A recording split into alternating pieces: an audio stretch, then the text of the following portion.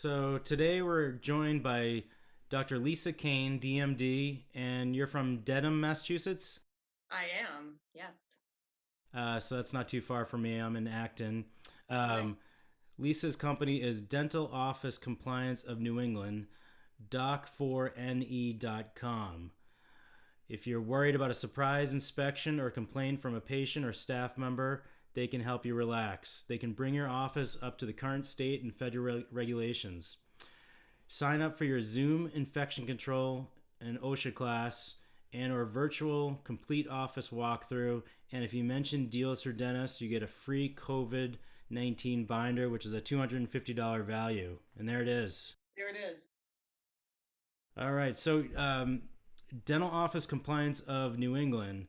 Mm-hmm. Um, so the has COVID now created you to go all virtual, and you're able to offer these services nationwide now? I am. So I'm obviously the things I do, fit testing and stuff like that, and that's obviously not virtual. But everything else, the office evaluations that I do, to the mock inspections, those are virtual. All the classes are virtual. I found out. I mean, it's great because I found out that I can do everything, pretty much online. So it's really cool. Okay. Except for obviously the fit testing, that's something you have to do in person. Yeah, so the fit testing, I've been sticking to New England, day trips, places, but I've been going, hundreds and hundreds of miles away. But but everything else I can do virtually. So like you can take me on your phone and walk me through your office, and I can ask you all the questions that I would have asked you if I was in person. Now, do you still practice? Is this like a side hustle, or is this your full time This is gig my now? full-time deal. Yeah. So I practiced for 20 years and I was getting really bad migraines from leaning over all the time. And I decided that that was it. I was done. And I always wanted to sort of be the organizing, managing, part of the team. So I stopped a few years ago and started doing all compliance stuff. So this is what I do full time. No more migraines? No more, well, much less. It's Yeah. it's a huge difference. Sorry if I'm taking anybody else out of dentistry. That stay in dentistry, it's good, but not for me. So uh was it loops? Was it the position your head was in? Was it the focusing on a millimeter of space, or is it all the above? Yeah, I mean, Dental I'm so staff. old that I didn't start with loops, so I never got used to loops. But it was just my neck has always been my weak spot, and the leaning over and my arms up and all the pressure, it just was like a perfect storm for me. And I honestly never put in the effort to get used to loops because it didn't seem like it was good in the beginning. So Yeah. had I stuck it out, maybe I would have been all right. But I honestly like this better. If you had offered me though, if you said I could come in and drill a tooth for you, not gonna lie, I probably would want to do that.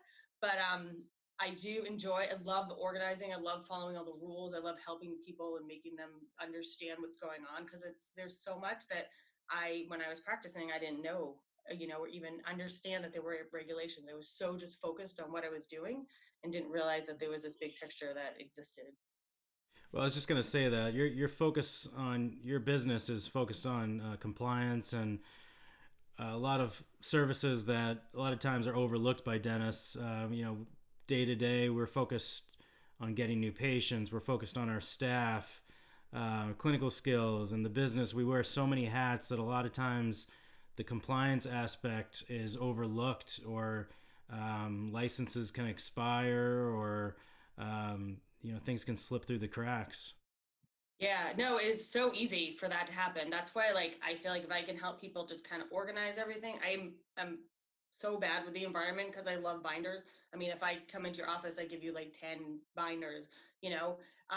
But if you can have an organizational plan and then you don't let the licenses lapse or you don't let, someone forgot to have their infection control continuing ed in that cycle, and the other things too. I mean, you're practicing, you have potentially have no idea that you need an exposure control plan and it has to be filled out and it has to be current and you need logs of everything and they have to, you're not paying attention to what your staff is doing necessarily also.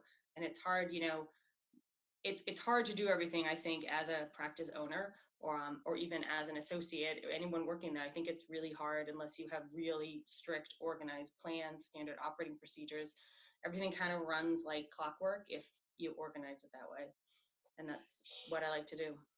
Now, do you keep track of all this? Do you offer a service where you actually keep track of all of the for up to board on all the requirements, or do you train the office so one or two people of the staff are in charge of all of this?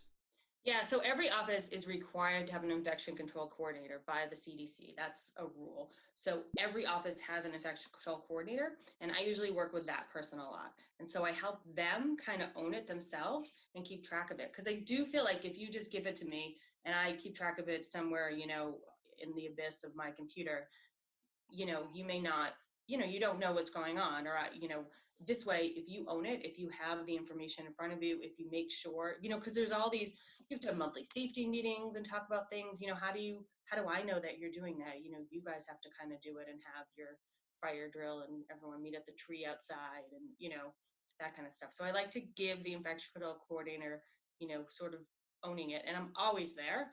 You can always call me, you can always email, I answer my phone, and ask me whatever questions you have. We actually meet at the dumpster.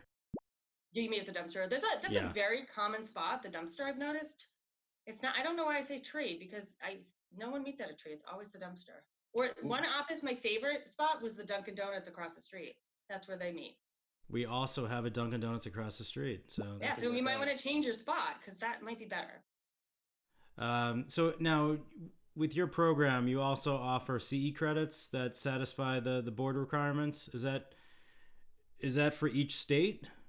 Yeah, so I have AGD certification, so I can offer an infection control and OSHA class that is, you can double check with your state, but most places accept the AGD credit.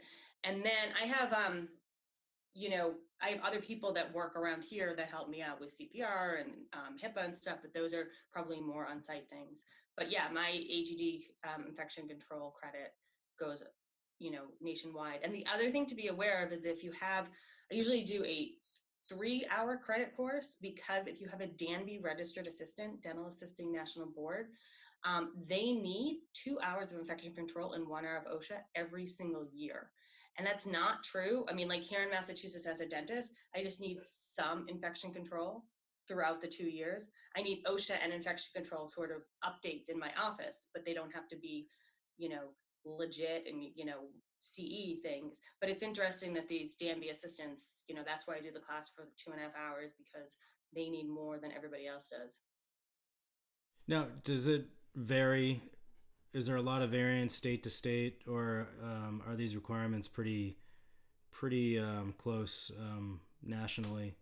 So there's a lot of variance state to state as far as who takes the CDC and OSHA guidelines as guidelines or as law. So there's a bunch of states that just say, do your best. There's a bunch of states that say, you know, whatever the CDC and OSHA say, their rules. Most states do have an infection control CE requirement as far as in their actual board regulations. And so whenever if I go to, like I went to Maine last week, I mean, I go and I look on, I learn their stuff and I go to the board and see what their stuff is. So it's definitely specific to, if I'm going to your state or doing a class for you, I'm not going to make sure you follow the mask guidelines. I'd make sure you follow whatever guidelines of wherever you are located. So they're basically the same. As far as what you teach in the CDC and OSHA class, that's all the same, because that's always, um, whatever those guidelines are. So now you also, I'm just looking at your website here. You have HIPAA training, you have CPR, infection control, OSHA, and you can do a lot of this all in one day. And again, this is all through Zoom, except for the CPR. I'm assuming that has to be done in Yeah. office. And the CPR, what she's done is she's done the practical part. She's doing a lot, the knowledge part online, and then the practical part does have to be in person. So that has to be in person. How do you coordinate that? Do you have someone that can help out? Like if you're helping out an office in Texas, can you coordinate a someone locally that can do CPR training for them? I could definitely look into that. Yeah, I mean, I can help them find someone that's local. I mean, I know some people in other states that do some of the things that I do, and I could find some contacts for you, and I'm sure help you out. Now, do you find that offices are just all over the board? Some offices are really tight with guidelines. Others are just, like a board inspection. The OSHA police are going to show up and lock them up and throw away the key. Are they just all over the board? Yeah, there's a huge variance. So, I mean, obviously, there's some offices who know about these regulations and know the things you have, and they have a lot of it. Most offices do not. I mean, to be honest, there's a variant of how off the rails they are versus how, close they are. Um, but a lot of offices may have 5 years ago, 2 years ago, 3 years ago, had someone come in or have an ocean book or whatever. But if you look at it, it has people that don't even work there anymore, or, you know, maybe the dumpster's taken away that they're supposed to meet at, and now there's, pop up something there, so they, it definitely is, it definitely varies. And no matter what, the situation is, we can help you and get you back into shape, as long as you're willing to put in, willing to do it.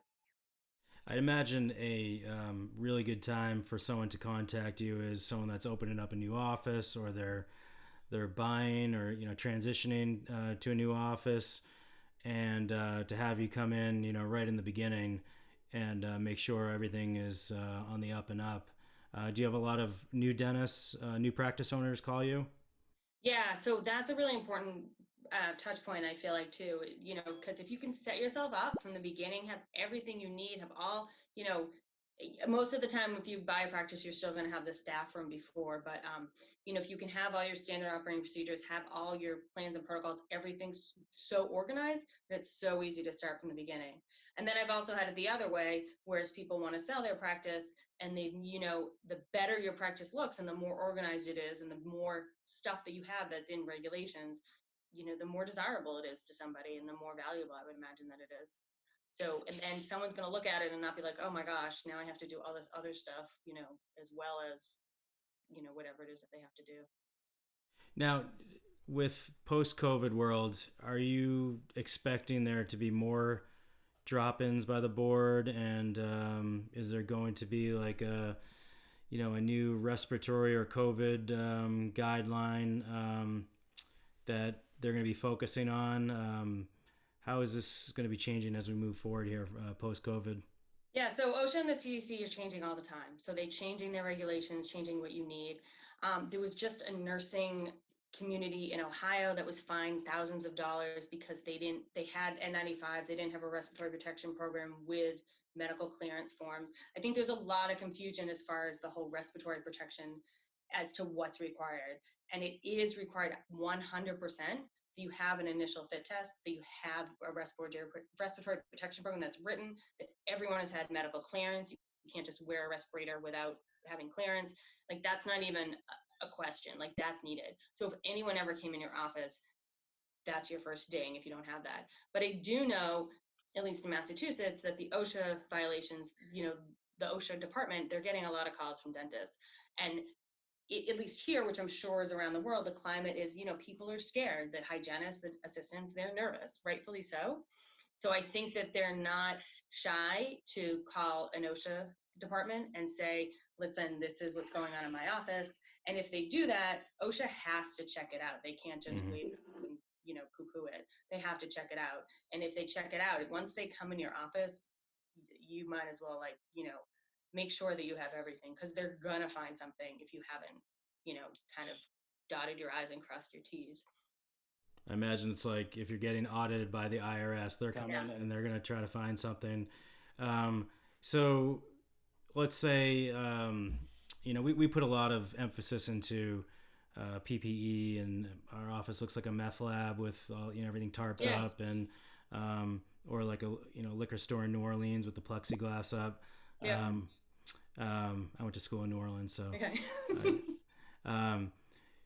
But so our staff, we ask them many times, this is what we have, and we've done the best we can with what we have. If anyone does not feel comfortable, you have to let us know. Everyone feels really comfortable and safe. Our patients feel safe. But like you said, what if there's that one staff member that doesn't, and they haven't spoken up, and they could put a call into OSHA, and then you're going to get, or a patient, and then you're going to get an inspection. and that's when the OSHA police shows up. And what happens if you get if they find something, or do you get fined? Can you get shut down? Yeah, it depends on the severity of it. So what they usually do is if they get a complaint, they'll send you a letter and they'll say, here are the things that you have to do. You have this amount of days to do it. Show us in writing that you're doing it. If you do it, great. If you're not doing it, we're coming in and we're doing a full inspection. So that's an option. Depending on what it is. I mean, if you're not sport testing and you don't have sport test records, that's a shutdown.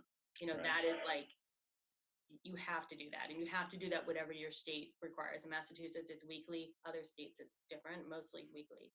Um, but yeah, I mean, it's scary because I think that's great that you're asking your staff and making sure that they're feeling comfortable. And I would imagine that, because you're asking that and you sound like you're asking it honestly, that they, are going to answer you honestly, and that they would, tell you if they felt like there's something that needed to be changed. But yeah, it's scary because once they do come in, like an audit, you said, I mean, they're going to find something most likely, and they're not going to be happy about coming. Now, can you explain the fit testing a little bit more? So let's just say there's an office. We have a lot of N95s, but let's just say you're an office that couldn't get your hands on any N95s. Obviously, you can't fit test without the N95. Right. With the N95s, are you required to fit test? Is it different state by state? Can you go into that a bit? Yeah, so OSHA is in charge of employees, right? So all they care about is your employees and that your employees are safe. So it's OSHA that requires fit tests. They require an initial fit test. What they've currently done is waive the annual fit test. So if by a year from now, say you get your fit test today, if by a year from now the supply is higher and it's regular, then they'll go back to the annual. What they've also altered is that normally if you get one size today and then next week you decide you want to switch to a different size, you'd have to get a new fit test. Right now they're saying if you find a comparable mask, so for example, the 3M 1860, those blue ones, are comparable to the 3M 8210s. So if you happen to have both of those, you know that they both fit around the same. You don't have to be refit tested in it. But it's really hard if you can't find N95s. And here in Massachusetts, it's one of the states that requires whatever the CDC and OSHA says. That's the rule. And what the CDC and OSHA both say right now, CDC just changed, is that in any aerosol procedure, even on a well patient in an area, the CDC changed it to an area that's of moderate spread, an N95 is required to do an aerosol procedure. So if you don't have N95s, and you're following OSHA and the CDC, you're really not supposed to be doing an aerosol procedure, which is kind of scary because we all know that everybody out there is kind of going full steam ahead, doing what they're doing. So you just have to be really careful and, try to find N95s and try to find real ones, and then get all your documentation. So the face shield with the class 3 is no longer good enough with aerosol producing procedures. So it's always been since March 14th, I think OSHA made this regulation that said that any aerosol procedure, well patient, anyone, N95 or greater. The CDC was kind of iffy until they just did this, moderate transmission area, which I'm unclear. It's very unclear as to what, those levels are. I feel like any area that you're having any transmission, to me, play it safe, wear the respirator. So the CDC is now also saying that an N95 or higher for any aerosol procedures. So what if you have just one size? All you get your hands on is one size of N95s. Yeah. Why would I? What is the fit test going to show me? If those are not fitting correctly, that's all I have. It's not like I can just go to, you right. know, to Target and get more N95s or different sizes. So. I mean, you're not going to want to hear my answer. I mean, it's going to be, again, I'm trying to follow the rules. I mean, you're supposed to, according to the CDC and OSHA both, you're supposed to be limiting any aerosol procedures and saving the N95s for those people that it fits and that, they're doing the aerosol procedures. So you're really not supposed to be doing anything that could potentially be exposing your staff with an N95 that doesn't fit. And sticking something on top of it doesn't make it so it fits. And even like people always put like a KN95 or double their surgical mask, but like those things, first of all, they don't have the same filtration as the N95, but they also have the same leakage point. So it's always leaking up here and down there. And like doubling up 10 things that have the same leakage points isn't really doing anything. So. And beard's not good, right? Shave the beard. No, but my favorite infographic from the CDC is it has a whole picture, is it probably like 20 at least facial hair things, and it shows you what facial hair you can have. Like it talks about like you can't have a Fu Manchu and you can't have like a handlebar mustache, but you can have other. It's very fun to look at. It shows you all the different kinds of facial hair that you can have. So as long as your facial hair, huh? I'm gonna have to check that out immediately. Check it out. It's always in all my slides because I think it's so funny. As long as your facial hair is within the shape of the mask, you're usually pretty good. But anything fancy that's going to poke out or stick out or really long beards, not good. So you've listed some things here on your website that you help out with offices. You have some examples of an exposure control plan, SDS book, log book, employee training book, infection control protocol, medical emergency protocol, standard operating procedures. I mean, these are all things that I imagine get overlooked or just offices don't have time for. What is the SDS book and exposure control plan? What can you go into what those are? Yeah. So the SDS book are the safety data sheets. So they used to be called material safety data sheets, MSDS. A couple years ago, I don't have one here to show you, but a couple years ago they changed them. And so it used to be like this diamond thing and had lead numbers in it. And now they have a diamond thing that has this picture that I don't even understand. It's, there'll be a flame or like this heart thing. But they're GHS symbols. So they totally change the symbols. So most offices have, you have to have some sort of every single chemical that you have in your office, you have to have an SDS for. So the best way to do it is to put them all in a binder, and you need a list of it. The OSHA says you can have these digitally, but they have to be at every computer and able to be accessed without, a password or anything like that. And they also have to be available if there's a power outage. So to me, that makes no sense. I just like to have the book. The idea of it is that, say I get whatever in my eye and I have to go to the emergency room, I'm going to grab that SDS. I'm going to bring it with me, to the emergency room so they know exactly what I got in my eye. Can they rinse it out? Do they have to remove my eyeball? Like, what do they have to do? Mm-hmm. The other thing, the exposure control plan, that's basically your OSHA book. So that is like the book in your office. That is all your information about infection control protocols, hazards, PPE needs. It has sort of anything you'd want to know about safety-wise in your office. It also has, emergency protocols. It got so big that that's why we do a separate now emergency binder, because it got, with all the stuff in there, we took out the emergencies and made its own little section. Mm-hmm.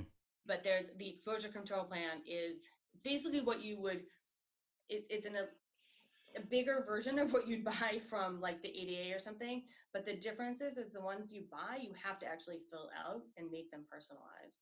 So I know that a lot of people, that do what I do, come in, and if they do a class for you, or they just automatically give you a book with what they're doing, whatever kind of class or training. But I don't do that because everything has to be personalized. So if you want me to do any books for you, I really gather a lot of information and spend a lot of time on it and make it so that it's totally tailored to your office versus some, completely generic thing. And I imagine if a owner has multiple locations, then and they could be in very different areas, do you customize for each office of a multi-location practice? Yes, and I do offer, a deal for that too. I mean, I usually do, my main price for the main office or one office, and then, kind of cut it down for the other offices, because I do have a bunch of offices that, have more than one. Some of it's the same, the COVID binder is similar, some items are the same, but a lot of things that are not, like the, where are you meeting for the emergencies, but also the infection control coordinator is not going to be the same.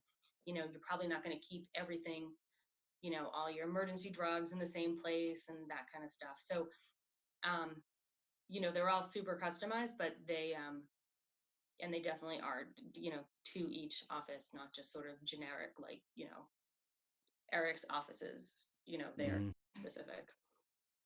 So do you feel like that they're going to be ramping up these unannounced drop-ins, even if you haven't gotten a complaint by a staff member or a patient, that they're just going to be dropping in to see if you're up with regulations? I don't know. I think that they'd probably like to. I don't know if they have enough power to people power right now to do that. I think that they're, from the last time I talked to the OSHA person, I think they're so overloaded with the people complaining, and the people that are concerned about this, a patient or, as you said, staff member. I think that they're focusing on that. I mean, as far as the board, a really easy thing for them to check on, like you said initially, are licenses, are CE classes. So they definitely, they can do that offsite and check that, and then they can call you and, try to come in or do something because of that. So that's why it's really important, to make sure everyone's current with their licenses, because it's really easy to pay for your license, but if you haven't had the actual classes that you need, it's like you don't have a license. I imagine that those 2 years go by quickly, and you could easily forget about renewing your license or your staff's license. What happens in that case if you're either you or your staff has an expired license, or can you get put on suspension, or do you have to do you get fined? Is it case by case? Yeah, it depends case by case and state by state. I mean, a lot of times they have you make up extra classes or do like an ethics class or due diligence, something, it depends. I mean, I would say that as soon as, if you realize that, I would call the board and, kind of just lay it out there, be honest. Hmm. Say, oh my gosh, it's February and I was supposed to, have it done in January, and, this is what I'm going to do to remedy it. And I'm already have these classes that I've taken, or, that kind of stuff. And when I make the employee folders for people, I also kind of give them this attestation form for them, so that they can keep track of all the classes that people have taken outside of the office, so that they can make sure that, everyone's had their however many hours of continuing ed they need for the year, just to kind of double check. So what's your process? I mean, I imagine pre-COVID you could actually go into the office and walk around and take a look, especially in New England. But if you're doing this nationally, do you actually have a staff member walk around with like an iPad, and you can FaceTime and see? They can point out certain areas of the office, and is that how you do your inspection? Yeah, so I have my list. I mean, I have like this 20-page checklist that I go through. And I'll just, like, I've done it even, offices that are close to me now, in the beginning when, I wasn't going in anywhere. Um, yeah, they take their phone or their iPad, switch it on the other way so I can see where they're going, and they just walk me around their office and they show me stuff. And even the plans and protocols, like I can get a sense of your plans and protocols, without you, like, I don't need to flip through every page. I can see, I'll ask for the highlight reel, kind of. I'll ask Hmm. for specifically what I want to see. Um, but because what I ask is so specific, I think that, it's really easy to show me where those things are. The person doing it definitely gets a lot of exercise, because sometimes they'll ask for something that's over here and the next thing's over there and then it's over there. So sneakers, if we're doing that. So in my office, we went through a lot of changes with COVID. We're digital, we're paperless. We've gone touchless with our front desk. We actually really don't even have a front desk anymore. There's no check in or check out. We hold credit cards on file. Um, no one really gathers anymore at the lunch table. People eat in the cars. The parking lot is the new waiting room. So there's been a lot of things that we've implemented. Is that part of your um, analysis or your plan for these offices and how they can be more COVID, I guess, COVID friendly, and be more touchless? Yeah, without a doubt. I mean, we do a lot of problem solving and brainstorming in all the offices that I go into. I tend to do a lot of dealing with the drama too. So there's always like someone that doesn't want to eat in their car or something, and we talk about why, and then they usually understand that they should eat in their car or whatever. But I definitely we do a lot of that. So not only do I do the physical stuff, but I do a lot of verbal consulting and coming in or doing a webinar and kind of explaining to people, giving them. I feel like people need the education and understanding why they're doing things instead of just saying to them, okay, from now on, we're all walking around with plexiglass boxes around us and that's how we're doing it. I think if they understand what the rationale is behind who's ever making those decisions. And then I also too sometimes will go in and maybe someone's doing something and I see something that I think would be better or safer for them. I'm not shy about suggesting that. I think that's so important to explain the why. This not even just with compliance, but in general. When I transitioned from associate to partner, I wanted to implement all these changes and just do it, and um, I didn't go into the why enough, or why are we doing this, and what's my reasoning, and what's my um, plan. So I think the more communication you have with your staff of why you're doing things and the reasoning behind it, and get them involved, um, creates better onboarding, just in general. Yeah, I totally agree. Um, so, do you think that offices, when we first got back after quarantine, we were open for emergencies, and I looked at patients like they were COVID dripping zombies. And, now I've gotten more relaxed. We're still careful with all the PPE, but are you finding that some offices may be slipping and getting a little more relaxed, or do you follow up with the offices to make sure they're still on board with everything? Yeah, I do follow up with them. I mean, I agree. I do think that people are getting kind of laxed. I think that people everywhere, are getting kind of laxed of, the initial fear. Um, yeah, I try to follow up. I mean, I try to maintain relationships with people and, have them. A lot of times someone will call me, after I was there a couple months ago, and they'll call me and they'll say, this is happening, and, can you help me with this, or let's talk about this. So I do tend to get a relationship with the people in the office, and they do come back to me to kind of see how we can problem solve some things like that may be Mm-hmm. slipping. Do you think there's going to be another wave, another shutdown coming up? I don't know. I can't predict, but I mean, I'm nervous about the schools opening. I think that there's going to be something going on with that, but I don't know. I mean, who knows? I can't imagine that you guys will all shut down again. That seems, you know, especially because now you have all the PPE. I think if you wear the Mm-hmm. PPE like you're supposed to, I think you're good. I think you're safe. I think that the dentist office, you guys are so used to cleaning, disinfecting anyway. I'd be feel much safer as a dental worker going into that environment than going into like the supermarket, Right. because I know that you guys know what you're doing.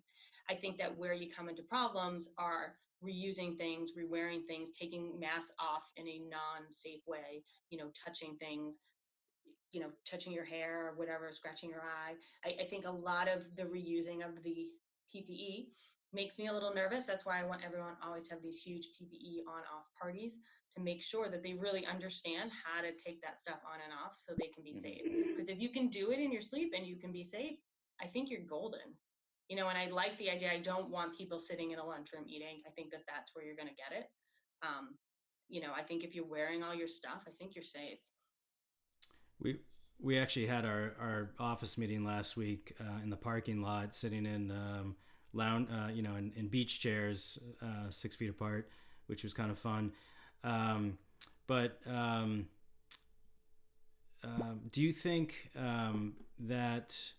Because I think you're right. I think that especially with schools, like I have a 5 and 7 year old. I think they're going to go back. They're going to be doing like a hybrid, Yeah. and then there's going to be one or two cases, and then they're just going to shut it down, and it's all going to go virtual. Um, in the dental office, however, our patients feel safe. We've put them at ease with the HEPA filters, and we have the fogger, and everything's tarped up, and staggering the schedule. There's really not a waiting room anymore. So if there is another shutdown, I think we'll be okay. Maybe they go back a phase, where They say that we can no longer do elective cosmetic procedures and we go back to phase two. Um, but, like you said, all we know is right now. And I tell the staff we need to work as hard as we can right now because who knows what's going to happen in the future. Um, do you think that, and seems like an off-topic question, but do you think the conventions and the trade shows are going to come back? Are they going to be hybrids or all virtual? What are you hearing out there? Yeah, I don't know. I mean, I just did the OSAP convention, and it was all online. It was great. I mean, it was a really, Mm-hmm. and they even commented that it was really cool because people could zoom in and ask their questions, and then the person could answer them, and it was so, it was a little bit more interactive than just a regular convention. I don't know. I mean, I hope they come back. I would imagine this year is going to be iffy for a lot of people, but hopefully Yeah, after that. I've seen a lot of them that are just postponing and they're gonna reopen in 2021 for the conventions. Yeah. It's just so important to know the federal and local guidelines and to have all your plans and protocols in place and have everything written out. So I think that's where your office really, your company really comes in and can just kind of put your office at ease and relax that if you did get a drop-in inspection that you're going to be okay and that you're providing the safest environment for your patients and staff as well. Any last final nuggets of information or words of wisdom? Yeah, I mean, I just, I mean, I go in to help you and make sure that if that someone ever came in, you would be as safe as you could be. But also, I mean, at heart, I'm a dentist. I care about you as people and I want you to be safe. Obviously, I want your patients to be safe, but I feel like the more knowledge that you have and the more organized stuff that you have in your office, stuff didn't sound very, professional, but the more organization you have, the safer you are, and the more you understand the disinfectants that you're using, how you need to protect yourself from them. What do you need to wear gloves and you know utility gloves? Do you need glasses? Like, what do you need? I think those things are really important, and I want to make sure that offices are safe for themselves and for their patients that are coming in. Well, thanks so much for joining us, Dr. Kane. Thanks for And having me. again, you're welcome. Again, Dental Office Compliance in New England, doc4ne.com. Go to Deals for Dentists and sign up for your Zoom infection control and OSHA class and or a virtual complete office walkthrough, and mention Deals for Dentists and get a free COVID-19 binder, which is a $250 value. Do you want to see the binder again? It's a beautiful binder. Well, it has all the information. People always ask me, what do I do if someone tests positive? What do I do if, a patient tests positive? What do I do if a staff member tests positive? And so it has it all in there, flow charts, broken down, everything. Um, you know, Answer all the questions that you would ask me about that are all in there. Actually, I have one final question. So we heard a lot during the quarantine. I was getting a lot of updates from the Mass Dental Society, the ADA, the CDC, the World Health Organization, who didn't do us any favors by saying that dental care is not safe, which our office says the same thing the ADA says if a patient asks, which is rare actually. Not many patients have asked, but we say we respectfully disagree with their statement, and we feel that dentistry is very important and very safe. But we didn't hear much from the board. The Massachusetts board was very quiet almost until the very end. We got started to get some information from them.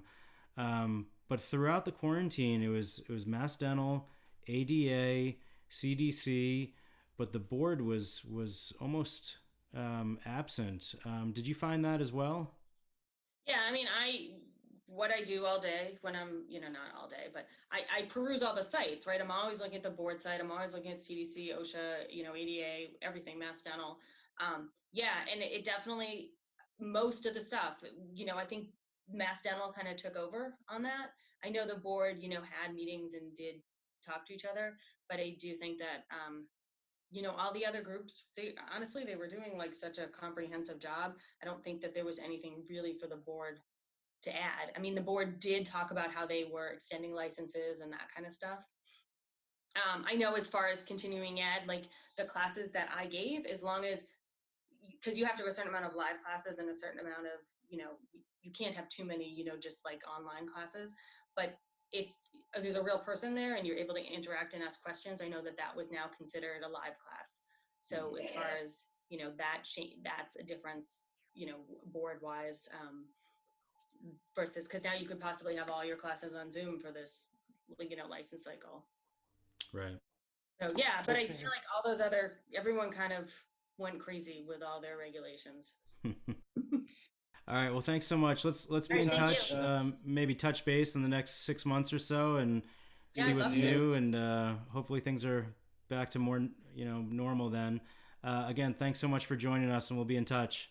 Yeah, thanks for having me. All right. Take care. You too. See ya.